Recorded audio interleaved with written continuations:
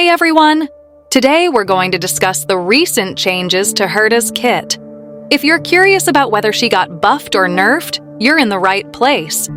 Overall, the changes in the latest version have been quite positive. Herta's ultimate received significant buffs compared to her initial kit, while the only nerf applied to her talent was minor, and in the end, not very impactful. Let's dive into the details of each adjustment. There were small changes to the text of her skill, making the effects clearer and easier to understand.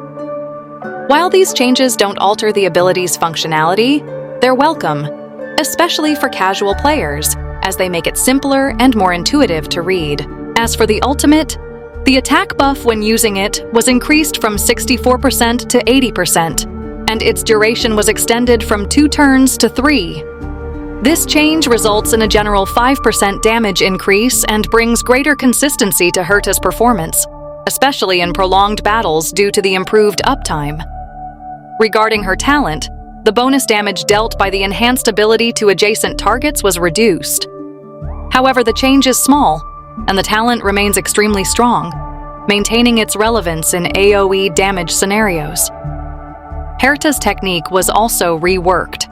Now, when used, it directly applies 25 stacks of interpretation to the main enemy, such as elite or boss enemies, instead of spreading 4 stacks across all targets. This makes it easier to maximize the damage of her enhanced ability, as the damage is calculated based on the stacks accumulated on the primary target. Additionally, there were significant changes to her traces. The first trace only received a textual correction. She always received a 50% ice damage bonus, but this information wasn't detailed in her kit. Thus, it wasn't truly a buff, but rather a clarification of an effect that was already part of her gameplay. The second trace, however, received a real buff. Now, allies following the Erudition path apply extra stacks to enemies, resulting in even more synergy with Erudition characters, as Herta benefits from having characters of this path on her team. Herta's light cone was also adjusted. It now grants a 60% damage bonus to her skill and ultimate, up from 48%. Additionally, it includes a secondary effect that restores skill points when using her ultimate. These changes make Herta's light cone a much more valuable choice, significantly increasing her DPS and utility. Finally, there were important changes to her eidolons.